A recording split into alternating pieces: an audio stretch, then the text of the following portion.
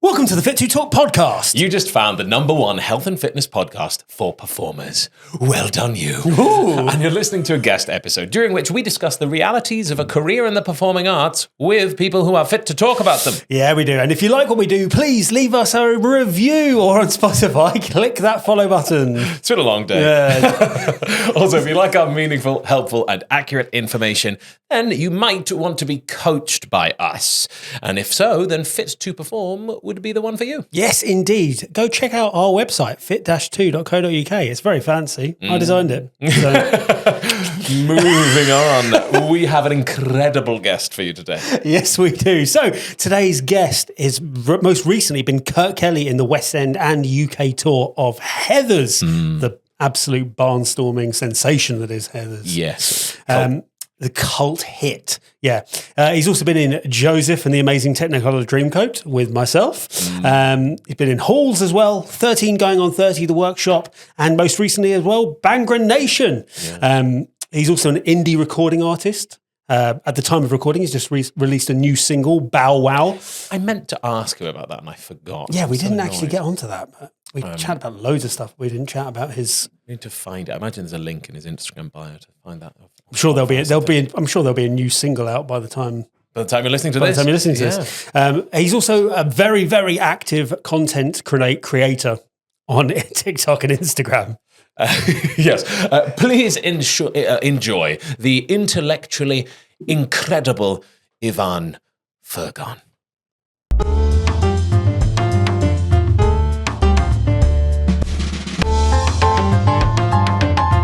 It's Fit to Talk. Obviously, I watched the game last night. Nice, yeah. It was a great game for me. It really was. We should explain, because this will come out later in the year. Much later in the year. The game last night.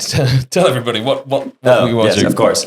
So I just watched the Euros final, which was England versus Spain. It was indeed. The result was, as usual, Spain won. It was as expected. Yeah. Were they the first people to win ever? Yeah, apparently. Oh, is that the case? I think so. I didn't know that. For someone who doesn't really care for football, I've had a pretty good run Yeah. in my childhood.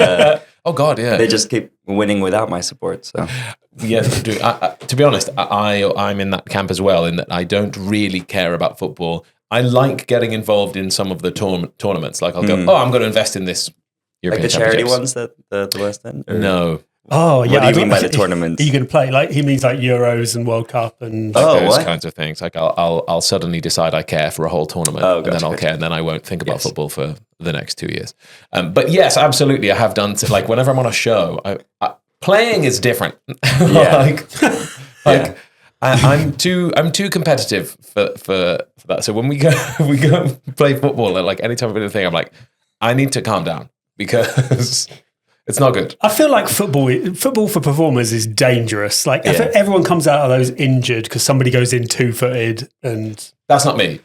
I mean, have you ever done any of those matches that they do? Like no, I've never played them because I'm terrible at football. Are you? Yeah, I love football, but I cannot play to save my life. That's surprising. The kicking or the speed of it? Or? It's all of it. It's all of it. I think it's the aggression. I'm not aggressive in that kind of sense. Yeah. So I'm like, I struggle to care about like a tackle. It bothers me that it's a non-contact sport, and yet you watch it and you go, well, that's not true. Yeah. It's very much a contact sport. Like they're constantly like, if someone's taking a corner, just everybody's like wrapped around. Did you think this is what we'd be speaking about today? This is honestly, no, I don't know why I brought it up. Spain won, so it's a football podcast. Yeah, God, none of us won. I slept in. That was the reason I brought it up. We were out chilling out afterwards. But I was with friends and celebrating. Amazing. So I wanted to check with you. How do I actually say your second name? Yeah. So it's Ivan Fernandez Gonzalez. That is not what I have down. Okay. I don't know. Do you have Ivan Fergon? Yes. Right. Funny story. Fergon is my sort of artist name for socials and for music. And it's a combination of Fernandez Gonzalez. So it's Fergon. Yeah. I love it. So what would people, what do you call yourself in the industry? Just Ivan Fernandez. What industry? Oh, yeah. But yeah, Ivan Fernandez Gonzalez is like my actor name. You'll see that. my programs and stuff. It's very much I am Hispanic kind of name, you know. it's very Fernandez Gonzalez. It's but for my music, it's a bit too wordy. You know? We have just delved into lots of things: the socials, and then acting, and then music. Sorry, that's how my brain works. I just. But I'm gonna. Yeah, good. By the way, that's what we do on this. Yeah, we love this. Big fan. Normally, we'd start off by saying, "How does the story of your life begin?" And I sort of want to give you the fun of answering that question. Okay, it's complicated. So strap in. I'm Spanish in that both my parents are Spanish. My passport's Spanish. I grew up in a Spanish household, first language, but I was born and raised in the Netherlands, where I lived 18 years until I moved here. And I was in a British international school at first, so I would have had like a quasi-British accent in the Netherlands. And then I moved around, I think, year 3, I left. And then I went into grade 3 because they're like a year off. So I did year 3, then grade 3 at the American School of The Hague, which had an American system of American staff and stuff. And then my accent swapped to a sort of general American accent. But even when I go to the US, like they can tell that I'm not from the US. Well, oh gosh. So if that makes sense. You're like, where is my accent from? Yeah, it's just a general international student accent. But yeah, grew up in the Netherlands and then moved here for drama school. But I'd still identify as Spanish because I went to an English-speaking school and spoke Spanish at home. So I don't have much Dutch culture in me, apart from the fact that I lived there for a long time. So I can speak it a little bit, but I wouldn't say fluently, even though I was 18 years in the Netherlands, which is crazy. Are you a master of accents now? I've been here for a few years, but I cannot do British accents to save my life. I tried, I trained, I went to GSA and trained, and whenever they put me up for British things, no. But I can do quite a few like European accents and stuff, like Spanish accents. I was going to say, like, there must be some, I was like, I want you to go from Dutch to Spanish. I do that a lot at stage door. Dude. Because I'll have Spanish-speaking people at stage door for Heathers. And then there was one day where I had a Spanish, then a Dutch person. So I literally went English to then speaking Spanish to the next person to then speaking Dutch to the next person, which was crazy. So and it was just blowing people's minds. They're like, why? Why do you speak these? For what? Do you feel like you can express yourself differently in each language? Yes, absolutely. I can't express myself too well in Dutch, but in Spanish, it's a very different feel. It's hard to describe. But yeah, I barely speak Spanish now because I'm here and I don't live with Spanish people at the moment. But whenever I get to speak to a Spanish person, like it feels like a different version of me exists in that language. I don't know. A different medium. Is my first language, so that's people say that my face looks different when I speak Welsh. Oh, interesting. I'm like, I don't know why. Like, what's happening there? No, I wondered if you'd ever come across that. What does that face look like? I don't know. I'm really intrigued. I've not seen your Welsh face. Well, I imagine it's just because the shapes and vowel sounds I'm making would actually literally change the makeup of the bottom half of your face when you're speaking. Fair? Yeah. Yeah, that would make sense. I mean, especially I think for me, it's more of a... Like, I feel like I speak higher pitched in Spanish. Don't know why. I think it's the melodies of, you know how like in like accents and language, like there's like melodies, like the melodies are different, so it ends up being in a different place. I don't know. Yeah, that makes sense. Less laid back and chilled and whatever. Like when I see my mum speak Czech, like she speaks Czech much quicker than she does when she speaks English. Really? Yeah. Maybe she's just... It's much more like rhythmic and like... whenever she's speaking...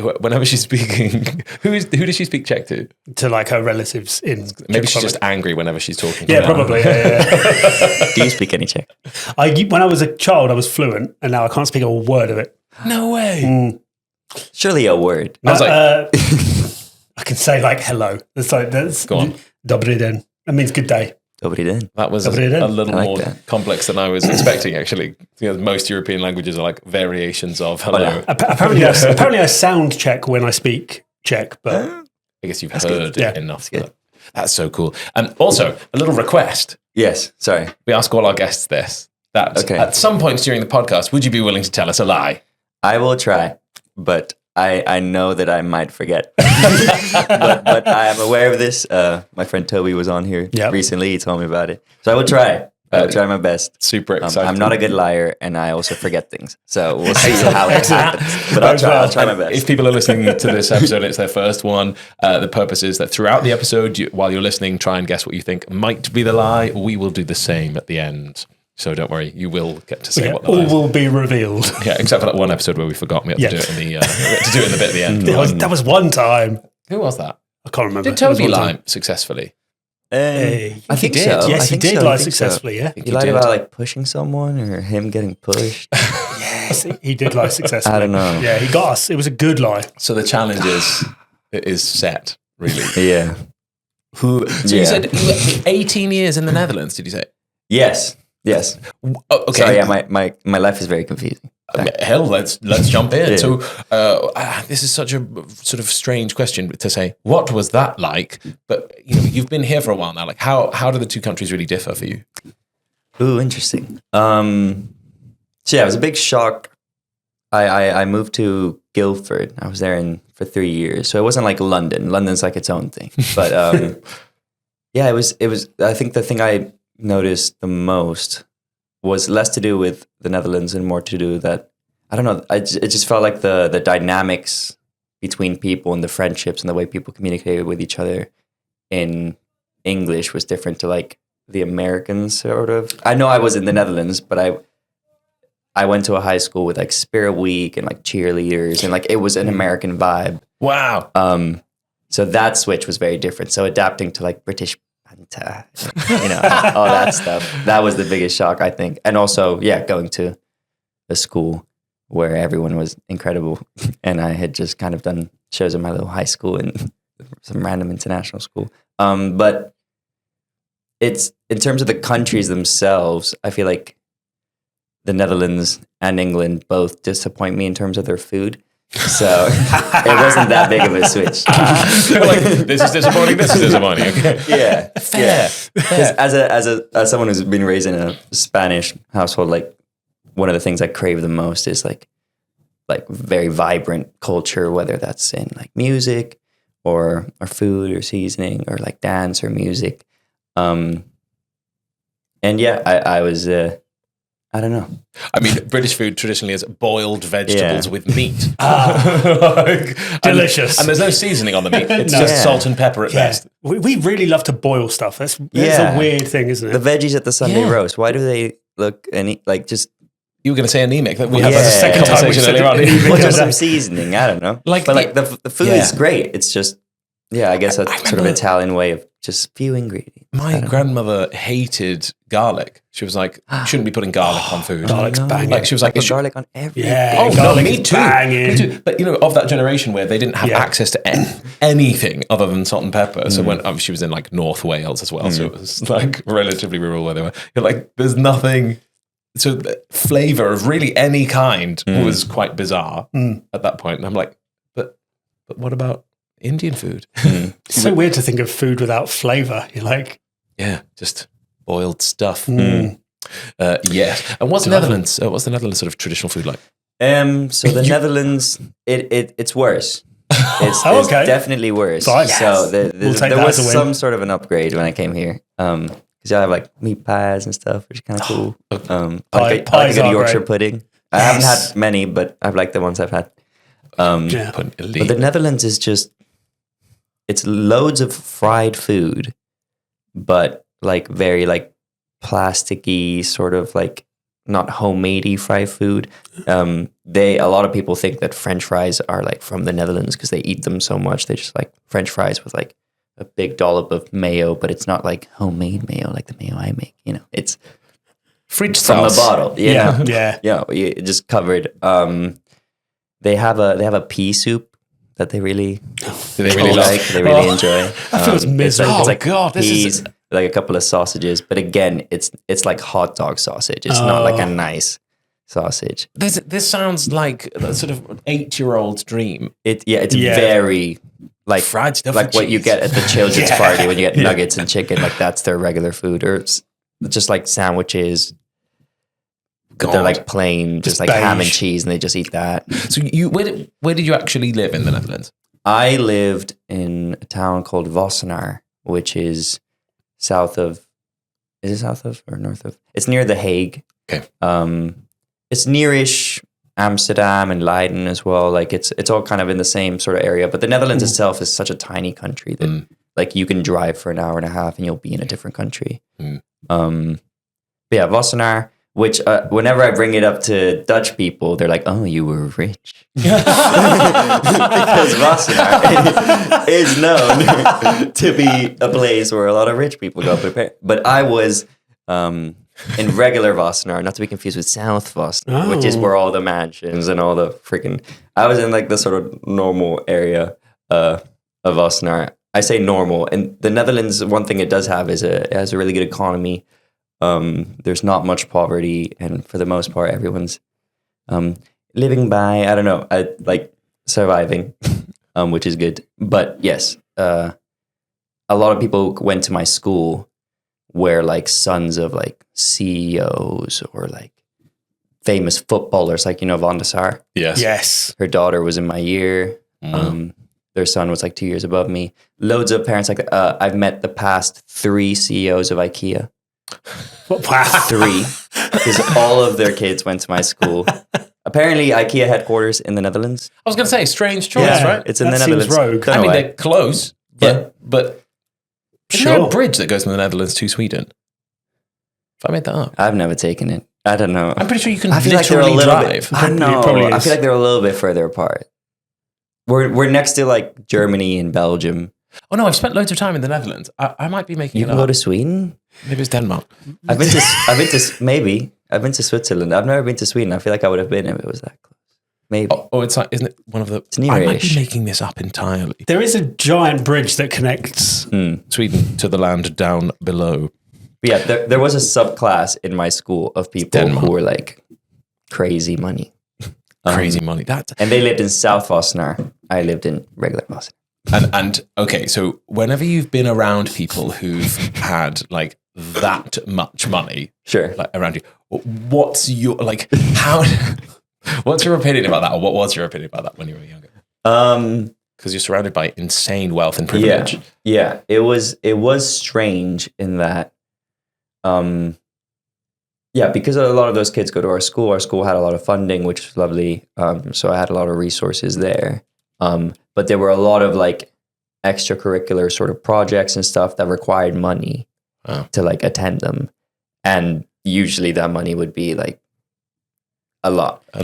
So what was frustrating was when like kids who just had like access to whatever amount of money they could have, they would sort of be disappointed by the kids who were like weren't joining on the trip, or like, for example, I got into a lot of trouble because I wanted to interrail Europe when I turned 18 for like a month with some friends. But there was also being organized a senior trip, which was an all-inclusive 10-day trip to blah, blah, blah with the whole year. And at first I was like, okay, I'll do it. I'll like work and save up for it. But then I was doing the math and I was like, I can't do that and interrail. So then I decided to just interrail. But all the rich kids were like, you can't just cancel on us. Now we need to talk to our booking agent and change a room. And it like they made a big fuss about the fact that I had said, yes, I want to do it, but then I couldn't afford to. So I had to pull out, even though they hadn't booked anything yet, but they were just so upset at the idea of me like tapping out of this group thing. Like, oh, you have to think like a high, I don't know. Just a lot of that. A lot of people not realizing that you can't just throw money around. Because it sounds like they're going, you've made a decision not to do this thing. You're like, no, you a have factor that you're ignoring is making the decision for me. Like, I can't afford to do both things. And exactly. Yes. Yeah. You went to a private school? Yeah. My sixth form college was a similar kind of thing. Like Mohammed Al Fayed's daughter went to Casual. my sixth form college, and like Emily Blunt and oh wow, like there was money While you were there?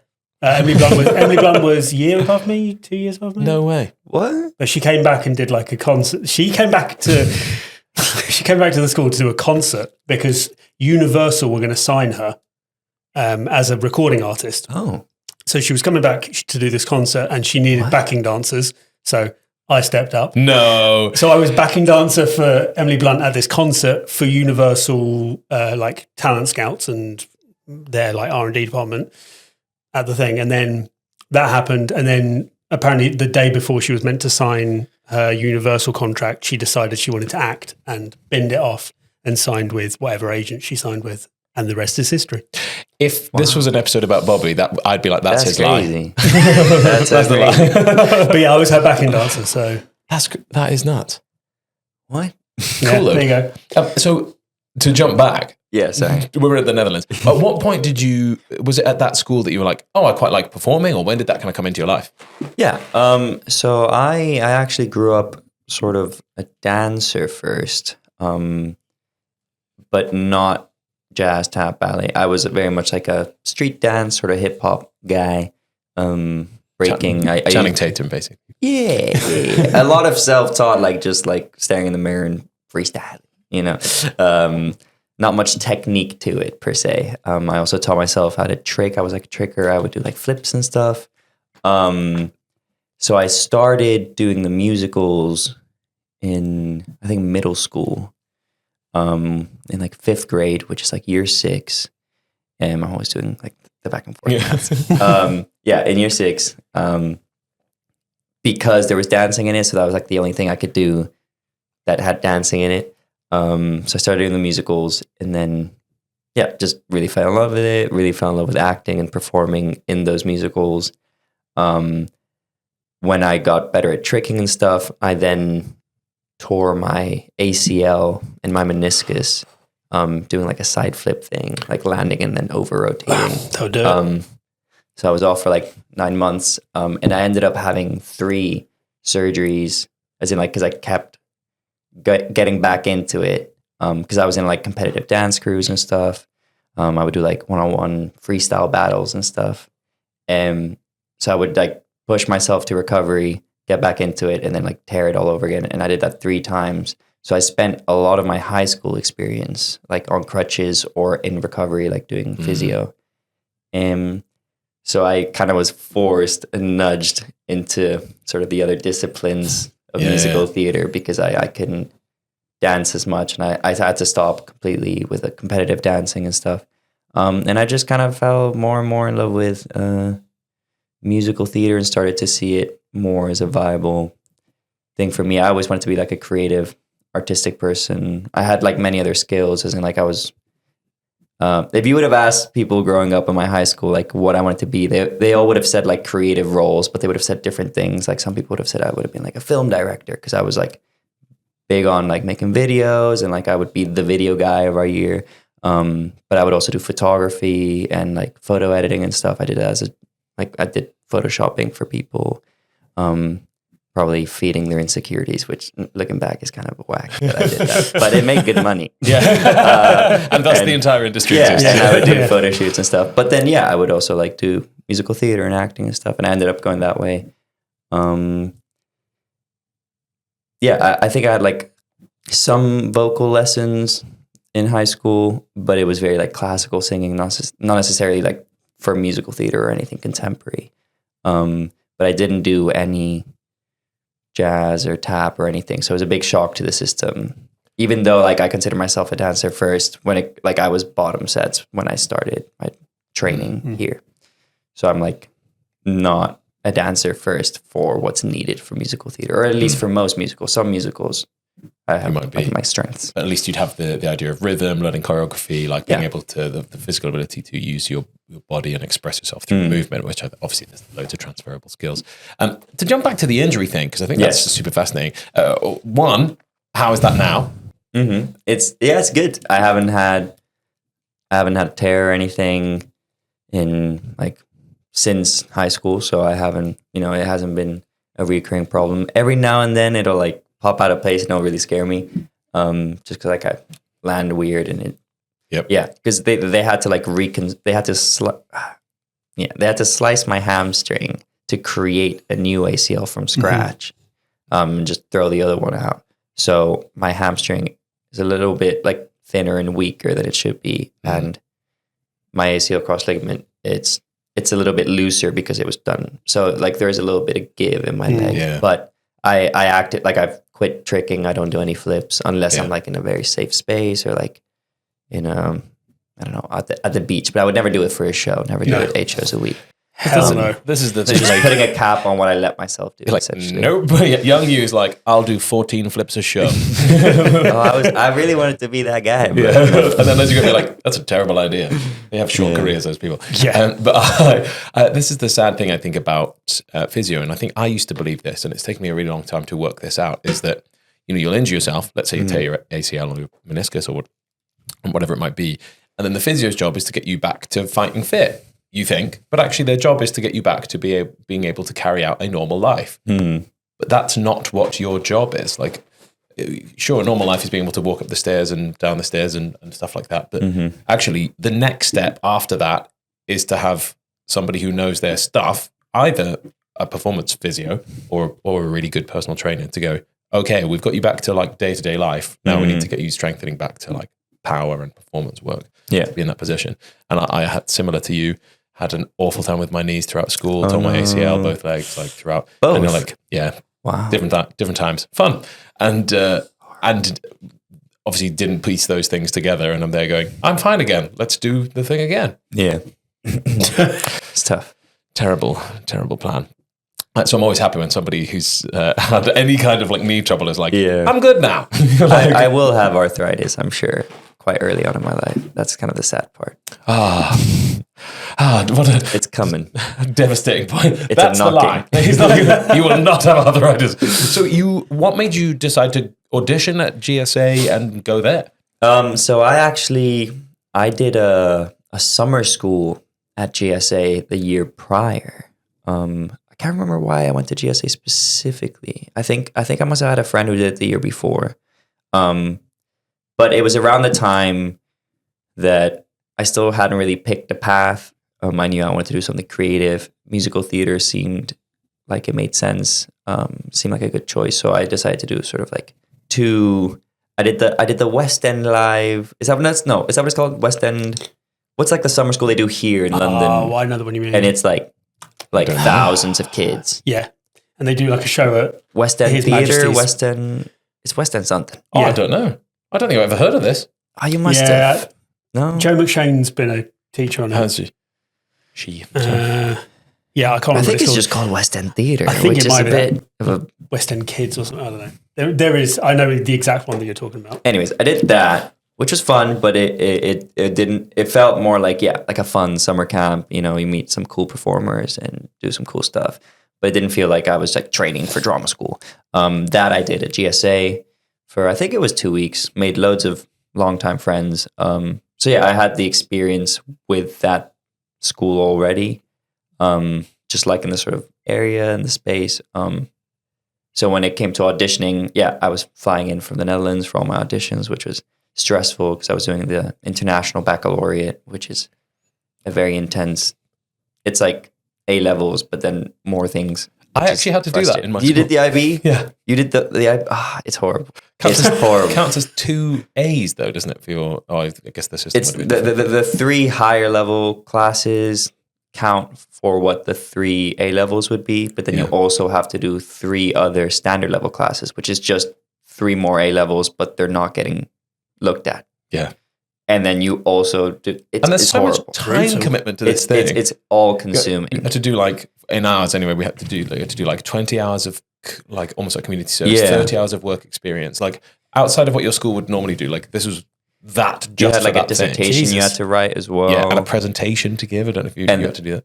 Yeah, well, there was a theory of knowledge class, which was like a 7th class you had to take, which was about like, well, not even theory of knowledge. I mean, think about it. Like it just sounds so potential, but I think it's philosophy. I think it was philosophy. So they would like, IB like gets people to be like thinkers. You know what I mean? Yeah. It's intense. But when they get to uni, it's a breeze, which is good. Perfect. Right. They get to uni and they're like, oh, why was okay? But yeah, that was what was we talking about?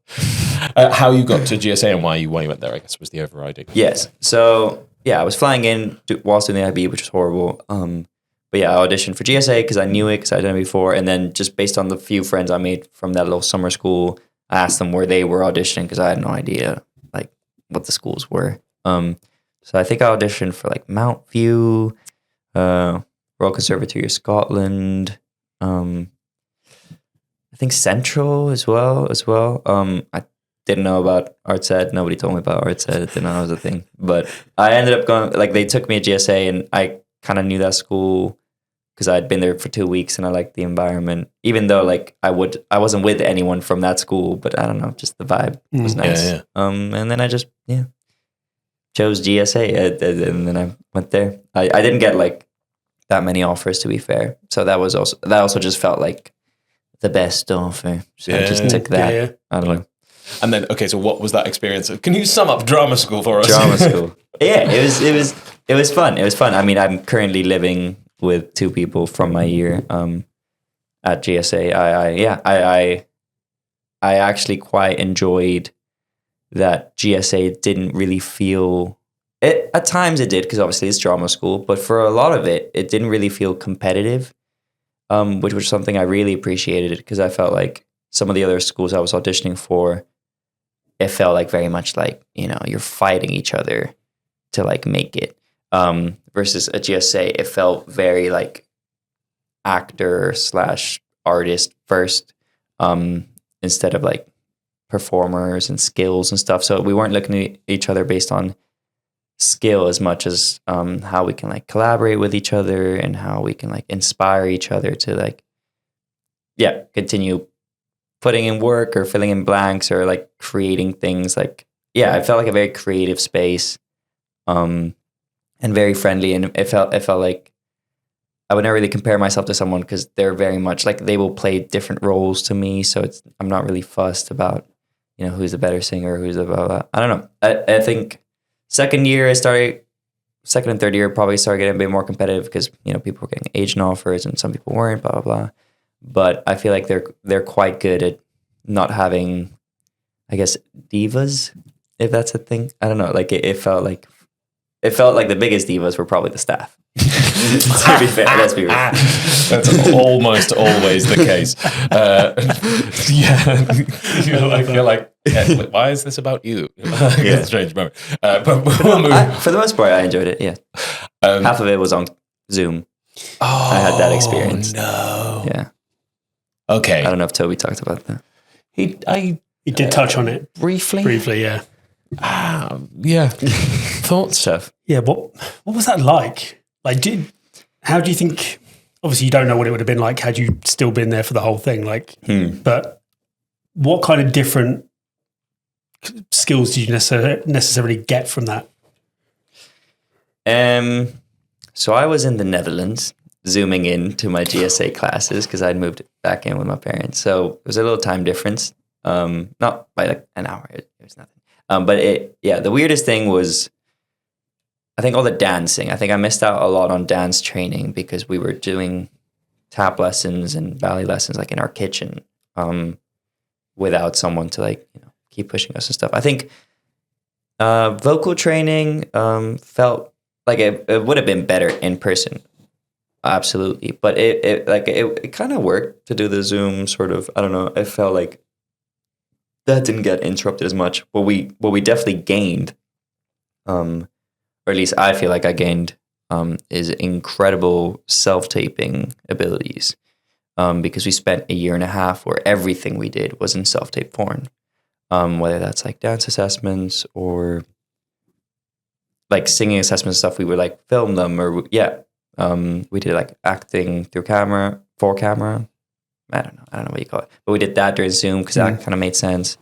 But I honestly, I would 1,000,000 times over would rather self-tape for anything than be in person, because I feel like I've gotten really good at creating a space where I can perform to my best abilities in front of a camera. And I feel like there's so many extra factors that come in when you do an in-person audition that don't come in when you're actually performing in the show personally. Because it feels like this, if I don't nail this one performance, like I may not work for a year in whatever contract you're looking at me for.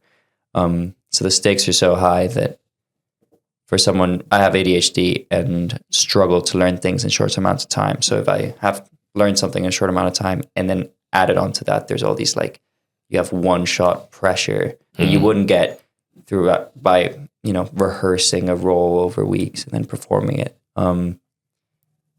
I feel like I can recreate what I do on stage better in a self-tape than in an audition room, essentially. I was going with that. Yeah, I actually really like that, because I think as you started, my brain was processing what you said originally, and I'm going, you know, but I think performing for screen is inherently different, right? So you're actually almost selling a different product to the thing that you would do in the room. But then the flip side is what you said, which is, I think I'm similar to you, and I'm sure lots of people would agree, you might, Bobby, too, that actually all these other factors come into it in an audition, which I don't experience when I'm doing a show. Like, I'm nowhere near as nervous by any stretch of the imagination when it's a show, and it doesn't affect me in the same way, and I'm much more comfortable and happy to do whatever it is.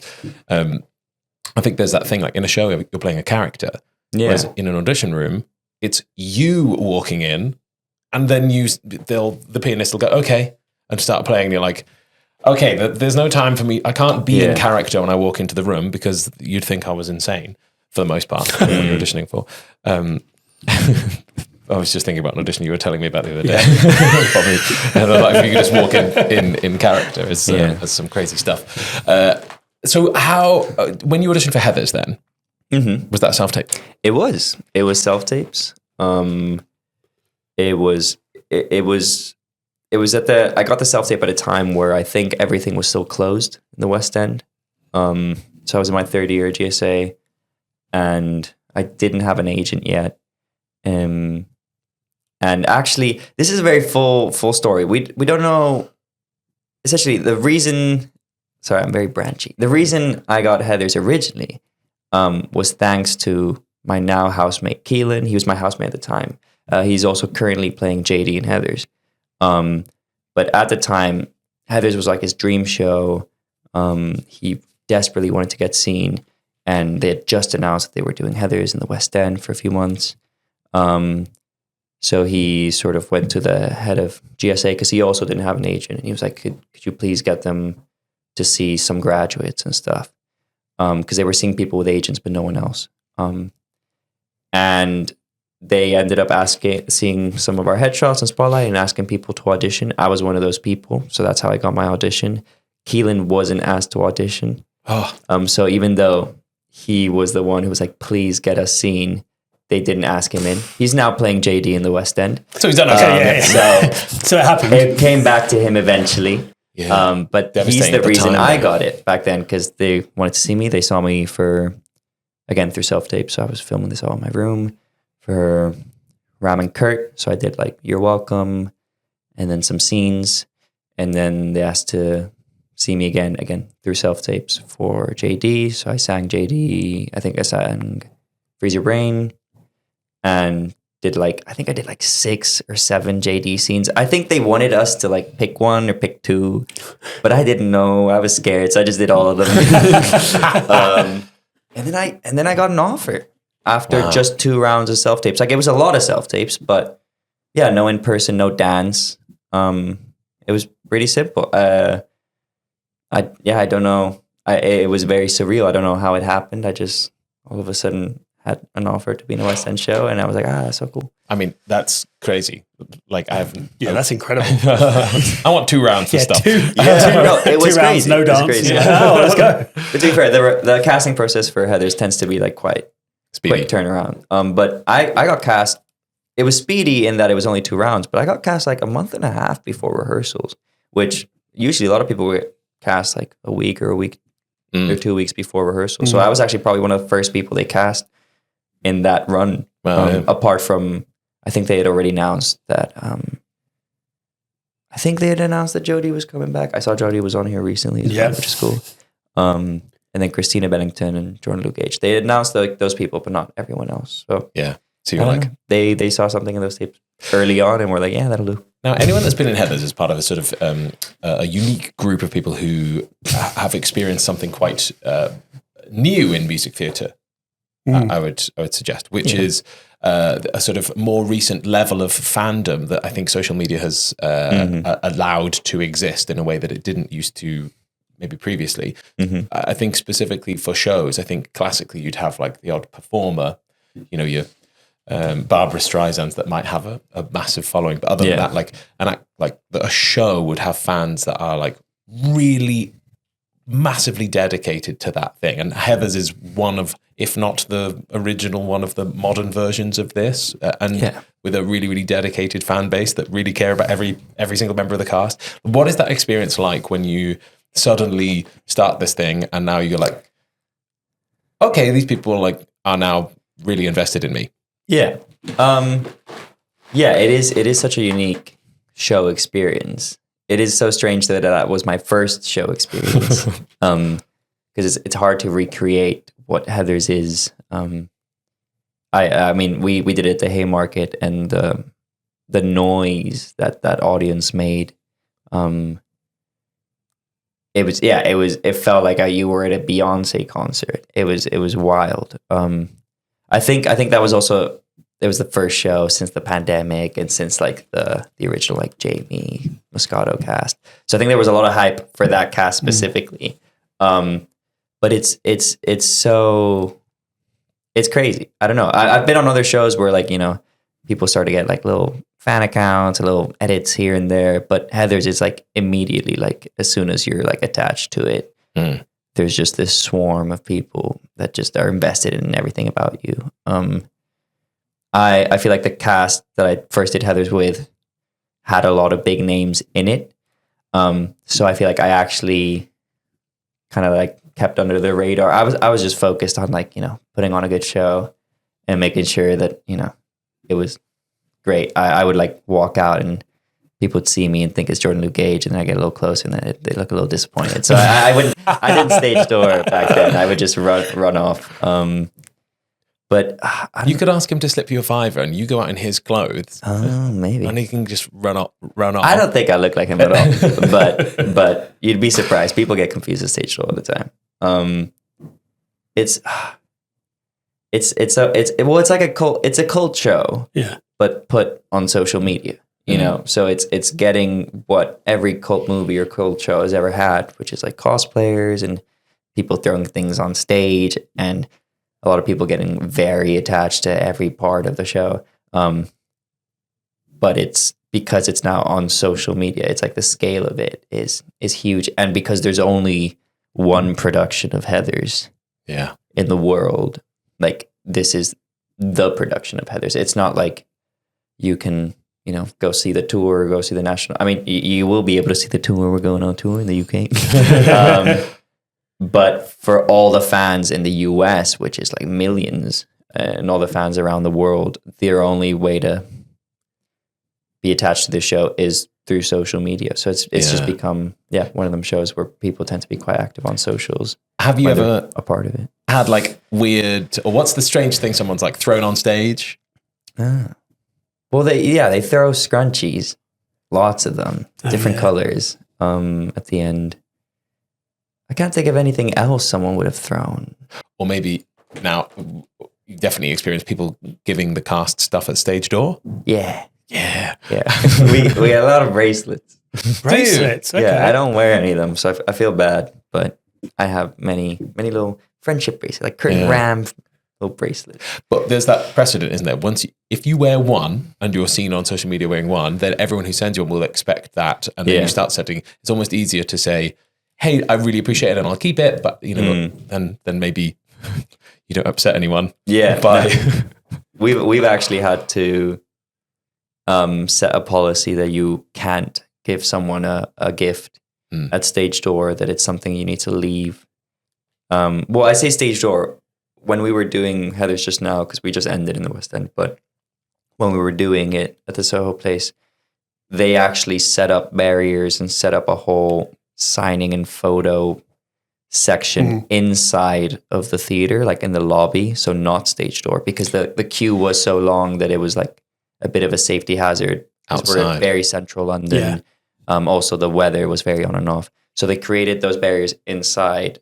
So you would have to leave your gift at stage door, but then do the signings in the lobby. So people would still like end up giving us bracelets, and like, I don't know how to say no. So I'd be like, oh, thank you. Yeah. But I wouldn't like put it on and parade it, because I didn't want everyone to get the idea that you should be giving us gifts. Because sometimes you'll get like a letter that's like 5 pages long and it's a bit too much information. Yeah. Especially with a show like Heathers, which is it's a show about it's a very emotional show about like, you know, trauma, very dark themes through comedy. But yeah, a lot of people who get attached to the show are usually people who've experienced things that make them connect with the show. And then that can be, it's wonderful that they have this art that they can sort of use to heal and to sort of help their own sort of mental journey.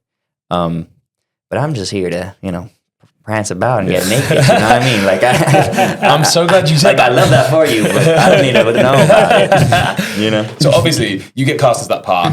Yeah. And, you know, he spends quite a lot of the show in his pants. Yes. Their pants, the two of them. Yes. What was your opinion? How did you approach that? What were you like? Were you nervous at all? Yeah, well, it's a strange one. Because I had covered Ram. I was preppy stud originally, which is like, the preppy hot guy. I don't know. It covered Ram. So I went on for Ram once in the West End, like at the Haymarket. And then I went on for Ram quite a few times, maybe like a week or 2 weeks worth total at the other Palace. So I had done it quite a few times before doing it now, like full time. And it was, honestly, I love characters, and I love character work and scene work. And I love getting to play comedic moments, which that's all they do. They are comedic characters. It's not all they do, but like their main purpose is, to be like a sort of laughing punching bag. So I didn't really care about what I look like, because my goal is to make this character funny. Well, it's not my main goal. Like, it's to be truthful to the character. But I didn't have the pressure of like I don't feel like I need to get naked and look like a bodybuilder or someone who goes to the gym, because I'm playing a 17-year-old. So like I just need to look quasi fit. But it was nerve-wracking, because I only got told I was going to do it like a week before we start rehearsal. So I didn't have like a month or two to like, you know, bulk up. And then rehearsals are so intense. And then I was doing cover rehearsals for JD. So I haven't been gymming as much as I want to, but I hope that on tour I'll keep gymming and gaining a little size, but I'm not really fussed about, I don't know. I absolutely love that. I think that's... I don't know how to answer that question. I feel like I'm like... No, because I actually think it's a very complicated question, and it takes a lot of factors, but your answer is really lovely, and one that I think is probably, if I were to go, what answer would I wish someone would give to this? I think it's probably that. Absolutely. You know, I think that so...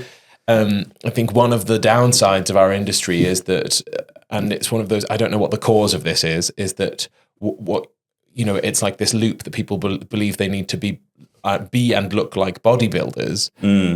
Like Marvel superheroes. Yes. When you're like, that doesn't allow you to actually perform at your best, scientifically speaking, factually.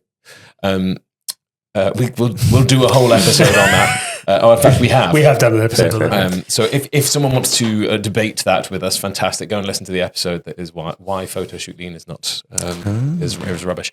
And I love that you've come from the character place. You go, I may not look like a 17-year-old guy that they all find attractive. Yeah, sure, but like. You don't want Arnold Schwarzenegger rocking on stage. Like that's not who the character is. So I love that. But you dealing with social media fans. We mentioned this earlier on. Obviously, some of what you do is create content. Yes. You've used some of the you said the film guy at school. Some of the those skills to put into this. Now, obviously, that's going very well. Is that fair to say? Yes and no. It's yet to become a source of income for me. Which, when it's something I've been doing quite full time for like 2 to 3 years now. So like, it's frustrating because I feel like I've learned a lot along the way. So I feel like the quality of the stuff that I make is higher than it used to be, and very like could be used for branding and commercials and stuff, but my audience is very diverse. It's a very complicated reason as to why I won't get signed by any social media agency. But in terms of, the people I've reached and the support I'm getting on a lot of the stuff that I create the success is wonderful. It's just very time consuming, and I love doing it. So that's why I keep doing it. Yeah. But I would love for it to become something that, feels like career driven as well. Yeah. And not just a hobby, I guess. And how much of that then, how much of your time each week does this take? Because obviously people see a video which might be, you in different clothes, or I watched one of you recently that was calling out some comments that you'd had, which I thought was you had a lovely response to that video. Go to Ivan's social media and check it out. We'll get to that topic in a moment. Sure. But, I don't think people understand quite how much time some of these things take to make from concept through to execution and editing afterwards. Like, have you got that down now? Are you really rapid at this? Like, what? I am quite rapid at a lot of it. And I sort of have that sort of... So yeah, something I haven't really touched about, but I think it's the reason why I'm good at content creation, is that I have ADHD, which means that a lot of my decision making is dopamine based. And so I have to do things that I'm passionate about, and I really struggle to do things that I'm not. But I'm very lucky that editing is something that I've always enjoyed, and when I'm editing, it's that quick return of like, oh, I can do this and this and that, and then like that already becomes like I get the reward immediately of like I've created this like transition now. Okay, cool. So I can get in a pocket where I'll just be editing and just edit. I could edit for like 3 hours and it feels like 20 minutes. Wow. And now that I used to edit on TikTok because it was this whole thing of like, oh, if you edit on the apps, it's better for the algorithm, all this like boring mathy stuff. But the editing software is terrible on both TikTok. It's worse on Instagram. It's bad. So like many creators, I got CapCut, which is kind of an extension of what TikTok is, but it works better and it's got way more stuff. So now I'm like, every moment that I have free, like if I'm on the tube, if I'm on the bus, I'm on my phone just editing videos. Like on my way here, I was editing a video, just because it's fun and entertaining. It keeps me busy instead of like scrolling. Like I actually don't scroll on social media much unless I'm looking for things I can create. I just, most of the time I spend on my phone is just editing because I find it fun and I find it interesting. And again, creating the video, like thinking of what you're going to do, filming it, editing it, and releasing it could all be within the day. You know, I could do that entire process and it'd be released by the evening, which for someone who has like a quick turnaround, dopamine-based brain, that is amazing. I probably wouldn't be able to be, I wouldn't be as good as a film director or like a long project, because that takes days and days and days, and I will not be that invested throughout the entire time, but I can be that invested for a short amount of time, which for short form content creation is, I find like a really nice pocket where I just enjoy doing it all the time. And you release it and then you get comments and people reacting to it on the day. Again, that sort of dopamine based, like I get feedback immediately, versus with a longer project, it would take quite a while for it to be put in front of an audience, get feedback, get that sort of back and forth. I don't know. Yeah. It's such a time consuming thing in general. I love that you mentioned how you'd find or think of new ideas. Like in general, when you're going through your day, how do you store your ideas for content creation? If they come up, like what do you do? Or where do you find the ideas? It's tough. I definitely, I'll sort of scroll when I see something and get an idea. I'll try and download the video. Because a lot of the apps, they let you download it. If I can't download it, then I'll screenshot it. What I'll do is I'll definitely interact with it, whether it's like liking it or sharing it or whatever. Because then my phone will algorithmically like show me probably that video with that sound again, but like a different version of it or whatever.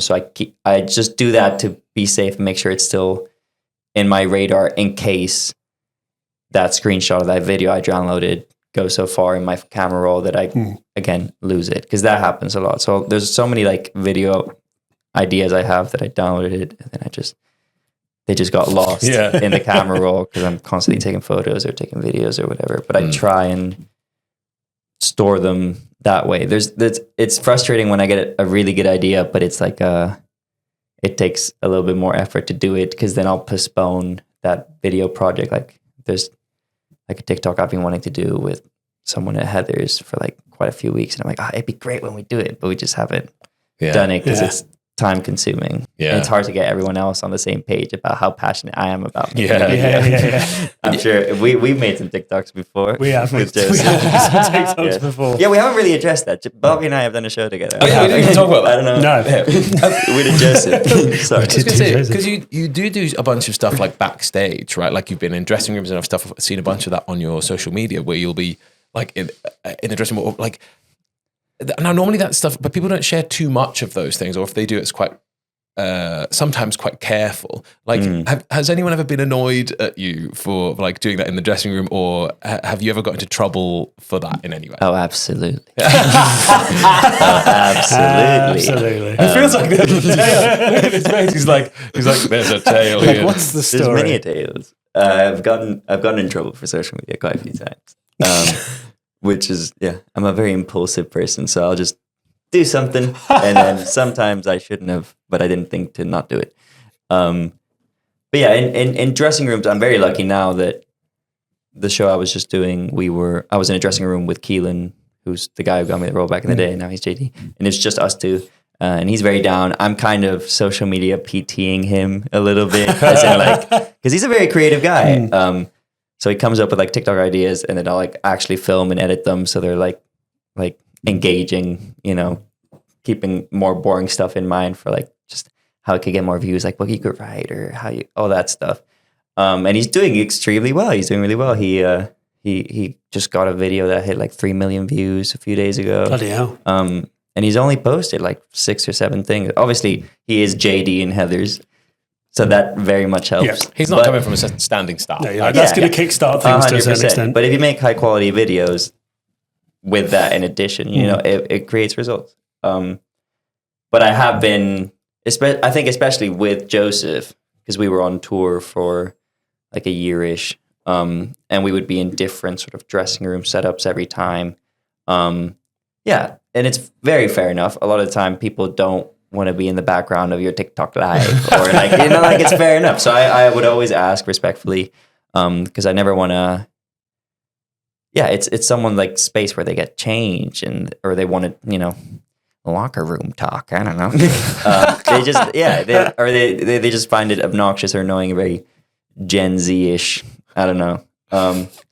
So it's very on and off, but I always try and, like, I would never like do that sort of stuff if there's someone who's not really like down. But a lot of the time, people like I'll do a live and I'll be in a room where people like want to jump in and join in and like be part of it, which is for me the ideal scenario, because I just want to share this thing that I find very fun and creative with as many people as possible. But a lot of people see it as like, like, I don't know, a lot of people look down on social media work and content creation as like, you're like taking shortcuts into the industry, or like you only got that job because blah blah blah. I mean, that all that sort of stuff. And I'm like, I'm just like I'm staying creative, and I'm amplifying my artistry. Yeah, I think that's the thing I noticed on tour with you is I was like, you worked so hard at it and you cared so much about it, and you were genuinely passionate about it. And it was great to see somebody being creative rather than just being kind of sat there on your phone, just like scrolling, or sat there like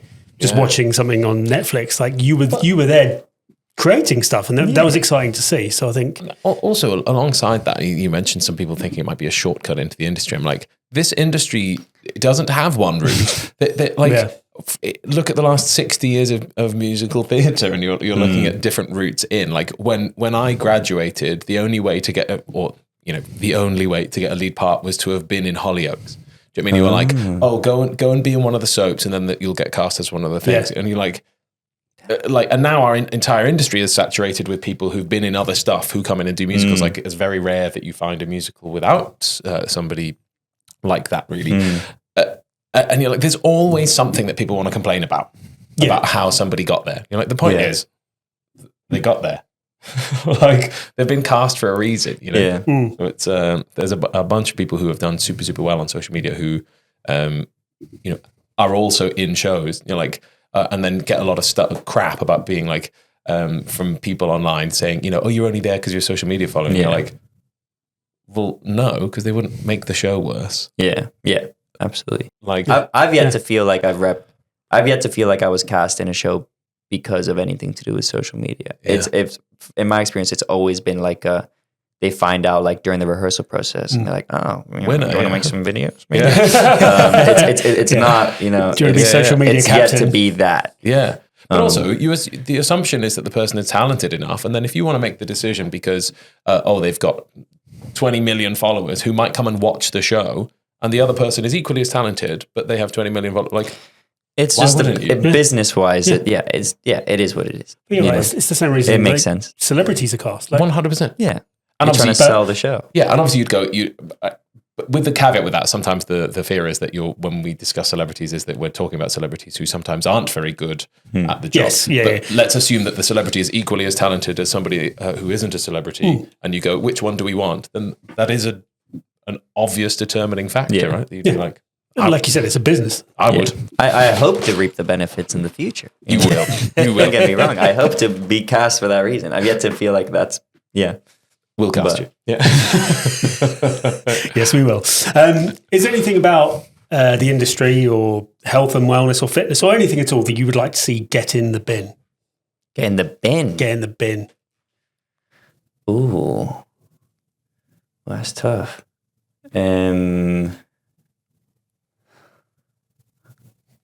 I don't know. I feel like I haven't been in the industry enough to know.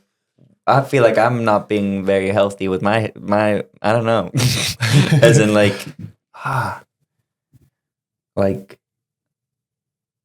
food and fitness and all It that could stuff. be anything. Oh. It's a, Could be just to do with musical theatre.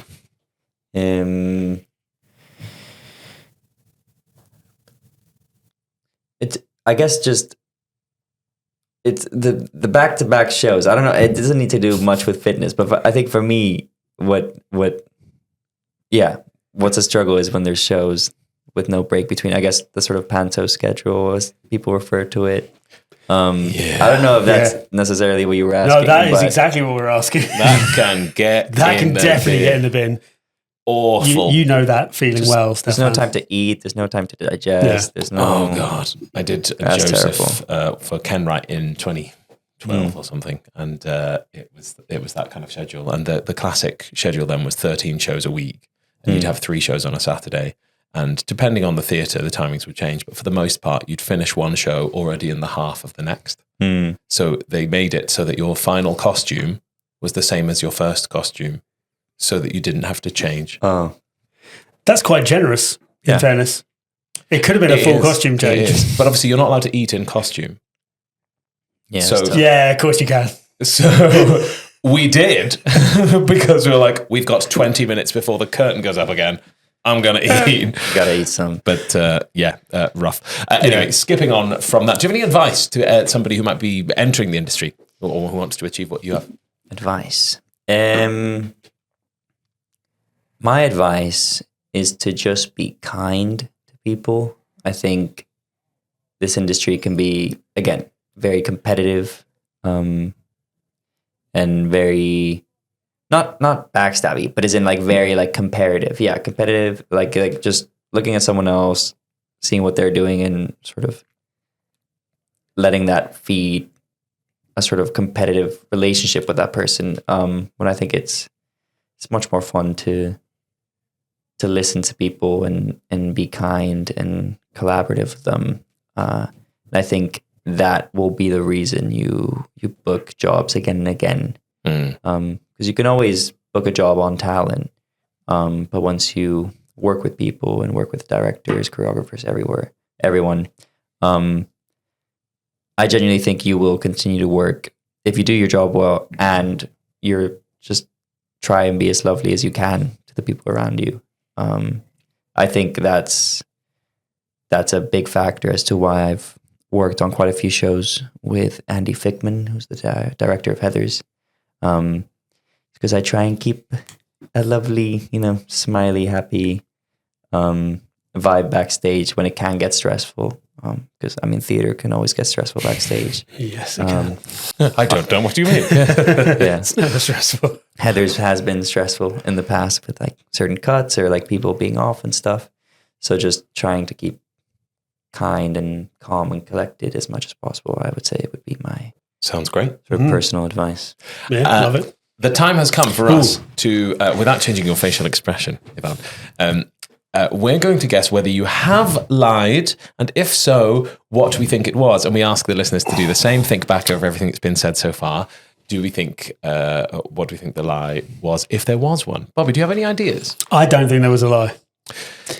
Yeah, I think the only possibility is something early on about the knees and the ACL stuff. Yeah, that was when I there might be a moment in there. Yeah. But I think it would be based on truth, so it might be difficult to... It might be difficult to It might be the hamstring bit. decipher what it is. Something, yeah. Oh, it might be the hamstring bit. I mean, that is what they do, so why would you have that knowledge otherwise? But I'm going to go with no. oh, you want to go with no? Oh. No, what do you want to go with? We'll go with what you want to do. Are we not better off guessing something? Okay, go on. I'll let you lead. I think it's more fun to take a swing, isn't it? Okay. You have separate votes. Swing and a miss. Oh, no, we used to do separate votes. Yeah, right? Oh, it's not. Never mind. Didn't end well. I take it back. Let's go with something. I'm going to be non-specific. Okay. Something to do with the ACL stuff that it wasn't 3 times, maybe. Hit us. Did you manage to tell a lie? The correct answer is no, I did not. I am terribly sorry. I feel horrible. I'm so sorry. You were very much correct. But I should have. That is such a good place to do a lie. That I would really have been a should. great That spot. makes a lot of sense. I should have said like 4 knee surgeries or something. But I knew that like that would be a cop out because going in, I was like, I'm not gonna. How am I? I was stressing about the light thing, and I was like, well, I could just change one a little bit, but that felt cheap. I don't know. I felt like I had to do the whole thing. I respect that. But I respect it that. just never came. Rather than I just never found a slight- moment. Nah. Never found a moment. I'm so sorry. Absolutely agree. Respect that. It's time for another game. Ooh, We're going to play a okay. game. It's going to play a game of this or that. So it's going to be 1 minute on the clock. Oh, God. I'm Oh, having nice Steffan's definitions. microphone's falling over. 1 minute on the clock. It's going to get 2 options, and you've got to pick one. And we're going to try and get through this as quickly as we can. Do I have to say this or that, or do I? If I said Homer Simpson or Marge Simpson, you'd say which one? Okay, sure. Ready? Yes. 3, 2, 1, go. Eggs or bacon? Bacon, White bread or brown bread? brown bread, The US office or Friends? friends, Cardio or resistance training? cardio, McDonald's or Burger King? Burger King, Singing or acting? acting, TikTok or Instagram? Instagram, Yoga or Pilates? Pilates, Family Guy or Love Island? Family Guy, Domino's Pizza or Papa John's? Domino's, Sport or dance? dance, Alcohol or chocolate? alcohol, Matching socks or mismatching socks? matching, Coke or Pepsi? Pepsi, Heather Chandler or Veronica? Veronica, Game of Thrones or Glee? Glee, Books or Kindle? books, Clean shaven or beard? clean shaven, Personal chef or personal stylist? personal stylist, Opening night or press night? opening, Sexy or smart? smart, Shower or bath? shower, Heather McNamara or Heather Duke? Mac, Dogs or babies? babies, Snakes or badgers? snakes or what? Badgers. Snakes, Theme park or water park? water park, Running or walking? walking, Director or choreographer? director, Bobby or Steffan? step,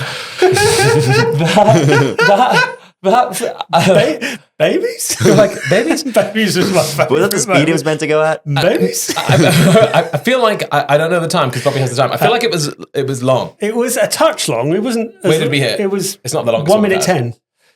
So we could speed that up. If we did it again. I should be quicker. Okay, sorry. I was Let's being go slow. back again. No, you were contemplating to make I sure you enjoyed get it. the right answers. And some fascinating stuff in there. Babies? You Some chose of Instagram. my questions were. I feel like some of my answers were wrong, but yeah, It's I don't know. Yeah, Instagram. That felt like a rogue choice. yeah. Well, I feel. I'm going to sound Go like on. an absolute grandpa right now. Go on. I think TikTok is annoyingly confusing to use. What part of it? All of it. Like as a user interface compared to every other like really common social media. I'm like, nowhere's when you sign To up be for fair, TikTok. yeah. When you go, yeah. When you sign up to TikTok, nowhere does it tell you what to do. It doesn't say like swipe left to go to the or whatever. Oh. So you're just like, Does Instagram do that? yeah. So, I mean, also it's because it doesn't take up your whole screen. It's not Right. But whereas Like I'm literally like, edges. the hell is happening on this thing? Like, Okay, that's fair. I mean, God, you really lent into that granddad moment, didn't you? No, it's fair enough. you it's fair are enough, it's fair enough. welcome. I think the reason. I'll have my Werther's original, please. Back in the war. Oh god.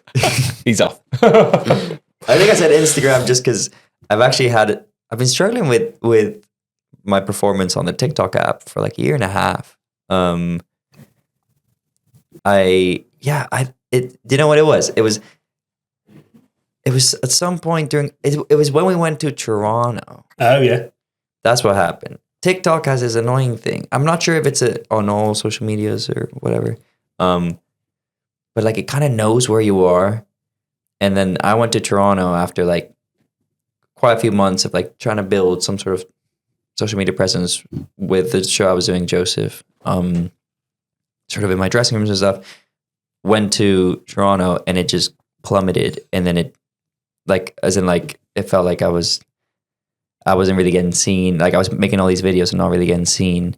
But on Instagram, over the year, I started posting reels and stuff, and I was getting much better results on Instagram and reels during the tour. And when I went to Toronto, that's probably like the biggest my account has ever been in terms of like engagement and people flocking to it, was when I was in Toronto for 3 months on Instagram. Wow. And again, I went back to the UK and on Instagram as well, it like plummeted. But Instagram, I've been able to build back up to the point where like I do better on like reels and stuff with non-theatery stuff than I do on TikTok. Because on TikTok, I can only post theater-based stuff.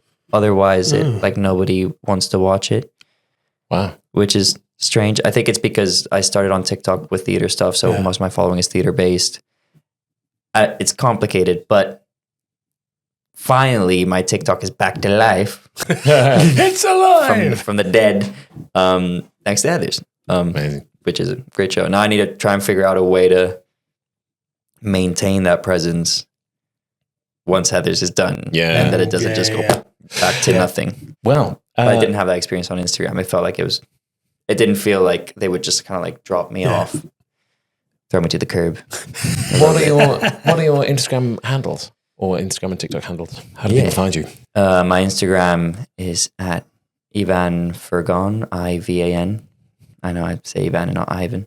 Ivan Fergon with an underscore at the end. And then on TikTok, it's just Ivan Fergon, no underscore.